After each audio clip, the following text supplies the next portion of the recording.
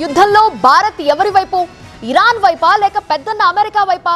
23 రోజుల పాటు జరిగిన వార్ సిచ్యువేషన్ ని ఇండియా ఎలా డీల్ చేసింది? ఇంతేకాదు దేశంలో ప్రస్తుత రాజకీయ పరిస్థితిని కూడా 3 ముక్కల్లో తేల్చి పారేశారు ప్రధాని మోదీ. 5 రాష్ట్రాల ఎన్నికల సీజన్లో పొలిటికల్ తీన్మారాడారు. అపోజిషన్ పార్టీలన్నీ చీల్చి చెండాడారు. ముఖ్యంగా యుద్ధ సన్నివేశంలో కాంగ్రెస్ పార్టీని సీరియస్ గా టార్గెట్ చేశారు. ఇవన్నీ ఎక్కడ? ఢిల్లీలో సోమవారం సాయంత్రం జరిగిన TV9 సమ్మిట్ వేదికపై.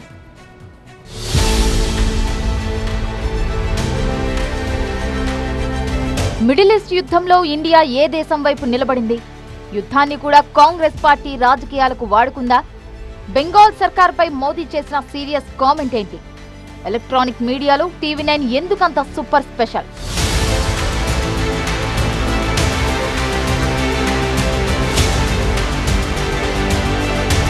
WITT what India thinks today. ఇవాళ ఇండియా ఏం ఆలోచిస్తోంది? ఇదే థీమ్. సగటు భారతీయ పౌరుడి మన్ కీ బాత్ ని ఆవిష్కరించడమే లక్ష్యంగా ఢిల్లీలో TV9 వేదికగా ప్రతిష్టాత్మక సదస్సు జరిగింది. వరుసగా 3వ ముఖ్య అతిథిగా హాజరయ్యారు ప్రధాని మోదీ. ఘనంగా సత్కరించారు my home group chairman Rameshwar Rao.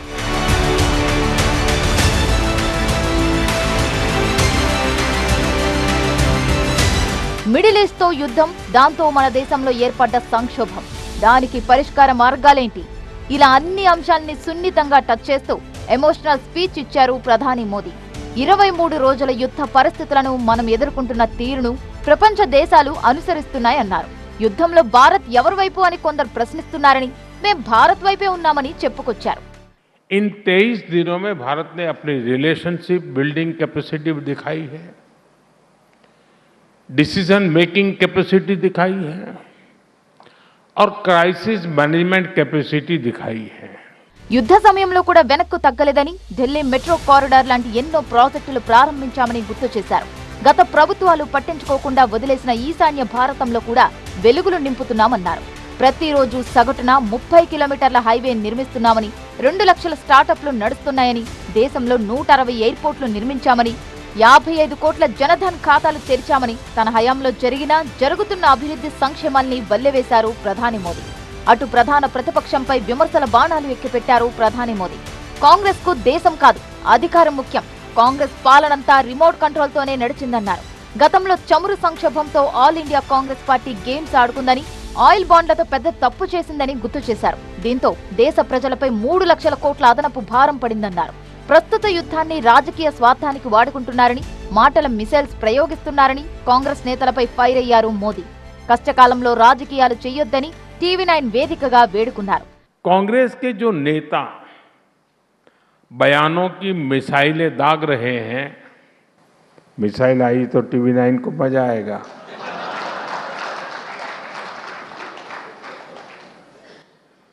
उनकी इस विषय का जिक्र आते ही बोलती बंद हो जाती है. బెంగాల్లో రూలింగ్ లో ఉన్న దీదీ పార్టీపై కూడా తీవ్ర విమర్శలు చేశారు ప్రధాని మోదీ. కేంద్ర ప్రభుత్వ పథకాల్ని పక్కకు పెట్టి ఫెడరల్ స్ఫూర్తికి విరుద్ధంగా పాలన చేస్తోందని మమతా సర్కార్ని కార్నర్ చేశారు. भारत का एक और बड़ा राज्य पश्चिम बंगाल है. पश्चिम बंगाल एक समय में भारत के कल्चर, एजुकेशन, इंडस्ट्री और ट्रेड का हब होता था. बीते 11 वर्षों में केंद्र सरकार ने पश्चिम बंगाल के विकास के लिए बड़ी मात्रा में निवेश किया है, लेकिन दुर्भाग्य से आज वहां एक ऐसी निर्मम सरकार है जो विकास पर ब्रेक लगाकर बैठी है. మోదీ నేతృత్వంలో భారత్ దూసుకువెళ్తోందన్నారు my home group executive vice chairman Ramurao Jupally. 7% వార్షిక వృద్ధి రేటుతో ప్రపంచంలో 3వ అతిపెద్ద ఆర్థిక వ్యవస్థగా భారత్ నిలబడుతుందన్నారు. ప్రపంచానికి ఇండియాను టాలెంట్ ఫ్యాక్టరీగా మార్చారని ప్రధాని మోదీని ప్రశంసించారు రామురావు Jupally. As a second generation entrepreneur, I see this shift every day, and 1 billion plus Indians like me see the rise of New India under the leadership of Prime Minister Modi ji. The world has hailed Modi ji's quest to secure a seat for India at the global head table. చరిత్రలో ఎన్నడూ లేనంత ఇంధన సంక్షోభం వచ్చినా చర్చలు, దౌత్యంతోనే ఈ సమస్యకు పరిష్కారమన్న మోదీ ఆశాభావం అద్భుతమన్నారు TV9 network MD Varun Das. సదస్సుకు ముఖ్య అతిథిగా వచ్చిన ప్రధాని మోదీకి ధన్యవాదాలు చెబుతూ యుద్ధం ముగింపుకొచ్చిందంటే అందులో ఉన్న మోదీ ఫ్యాక్టర్ను విస్మరించకూడదని గుర్తు చేశారు. The new Modi mantra, as I humbly see it, is Sama Buddhi. On the battlefield of Kurukshetra, this Sama Buddhi was the core advice given by Lord Krishna to Arjuna. Sama Buddhi is not about treating everyone equally, but equitably.